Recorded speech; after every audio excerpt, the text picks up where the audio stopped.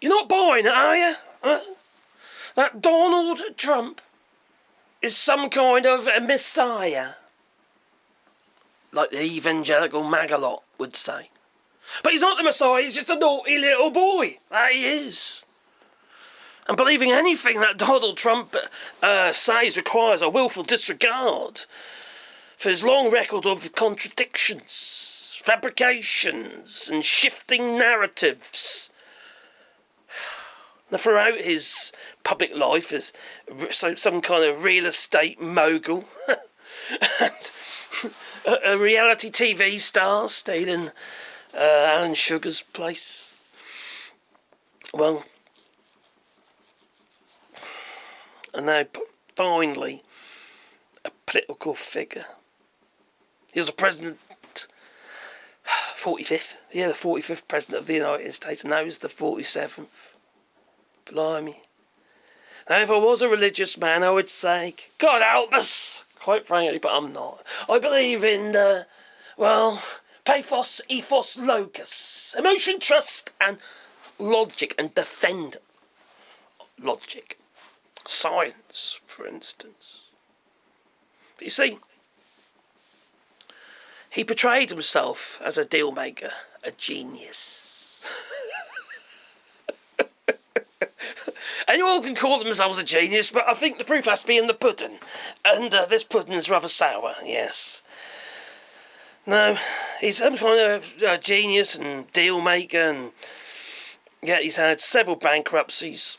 And in 2000s, he was a Democrat. He was praising Hillary Clinton, and then transformed into a rival, into a rather nasty piece of work, going on about her emails, and they're eating the babies, and the royal family are lizards. Apparently, that's true, isn't it? Well, he once supported gun control and abortion rights, but both now he's just in favour of these evangelical and conservative crazy people. He's got their support there, hasn't he? Like the evangelical MAGA, full-on Trump they are. What will it take for them to come round to realise he ain't their friend? What is it going to take? Now, I would normally say, well, you got hit in the pocket, and that would soon turn people's emotions around. But these people are they're so far up Donald Trump's chocolate starfish, if you know what I mean. Ooh. Did you have corn? Probably. No. Oh. He promised, didn't he, that he's going to drain the swamp back in 2016. And all he did was fill the White House with, or the administration, with lobbyists, cronies, and individuals later to be convicted, charged and convicted, including himself, to be fair. And yet they voted for him to be the president, the 47th president of the United States. A felon. That I'll never understand. Well, he claimed that he'd released all his tax records, did he? That's what he claimed. He's going to have, there'd be no connection between his businesses and the administration. No connection, yeah. But then he fought tooth and nail, didn't he? To keep them secret. Eventually revealing years of financial smoke and mirrors. It's not... The man, you just can't believe anything he says. He's just dangerous. And then you got, obviously, COVID-19. And that was riddled with misinformation, bright lights and bleach. Yeah.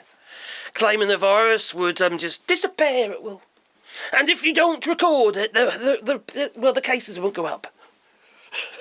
It's kind of the mentality at the moment with the measles epidemic. And now E. coli, it's 15 states where they find people have got severe cases. Some people died through kidney failure because they got E. coli. And they wonder why we don't want your chlorinated chicken. Now his denial is, I suppose in the day that's him all over, isn't it? And he blames everybody else for exactly the same things that he's doing. Then you got the 2020 election. The results that he wasn't particularly happy about. There's no evidence that it was fraud. And then obviously the January 6th Capitol riots. I think that's a feckin' legacy in its own right, isn't it? That's a stark reminder of the damage words can do when detached from any kind of reality. Especially when you're dealing with a load of gun-toting lunatics. Because they are, crazy people. They need guns, though, you see, because I've seen them, they can't run. Alright, they're just too big. Gives them more of a chance at gun, doesn't it, I suppose? Now, in 2025, Trump, he's continuing to reinvent himself again, every day, actually, depending on the audience and who he's talking to. You have a meeting with Keir Starmer, they have a meeting with somebody else, and, just different truths, or different lies. Now, sort of positioned himself as a populist outside, while he's actually dining with billionaires and getting them to suckle on his old chocolate starfish, and handing over like £1 million here, a couple of £1 million there for a dinner. Now he's doing exactly the same thing with these legal firms, pro bono. Some of them begin as much as $500 million in pro bono legal services. It's crazy, really. Now, elites, while they're sort of benefiting from the very systems that he condemns, his pronouncements, whether about the economy or think about this, the economy or foreign policy, or his own sort of legal troubles, they cannot be taken at face value. The Trump's record isn't one of evolution, is it? No. It's one of opportunism. And his words are like tools of manipulation, not leadership. In a time of belief in Trump's rhetoric is not just naive, it's outright dangerous, quite frankly. And I can't see it changing anytime soon. I really can't. I keep forgetting, I keep looking at, I've got two screens here. I keep looking at the wrong screen. Oh dear. Maybe I should just have one screen next time. I'm deeply concerned about this because, for a start, people in the United States, they're already feeling it at the moment.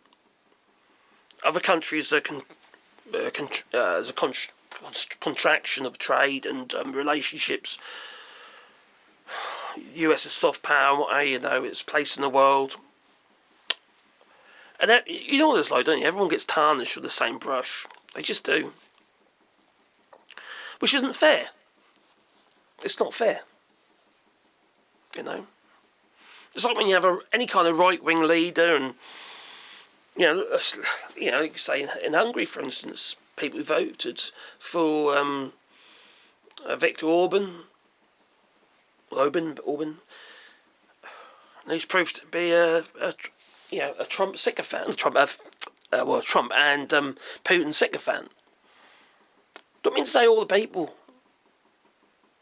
think like that, does it? No. You could argue the same in Russia. Although the propaganda, I think propaganda works, because advertising works. Just does. Unfortunately. And what do you think? What do you think about this? Because I just find the whole thing a little bit sad. I really do. And I just wonder what is the end goal here? Because currently it seems very haphazard, and it seems very damaging for the United States and every market out there. You see, the United States is never going to have an improved economy if it can't trade with people because they can't spend money either. It's not in anyone's best interest to cripple another country's economy. They're going to spend less with you. That's just logic. Like I say, pathos, feelings and emotion and what have you, ethos, trust, and logos. Defend the logic. But, you know, Gandhi once said, those who vote for an idiot are well represented, but unfortunately everyone else gets dragged along with them. So anyway, please click the like button, make subscribe to the channel and the little bell icon, because then you get one fuzzy feather in your pocket every time I upload another video. Yes, it is chalk. I use chalk. I'm old school, mate.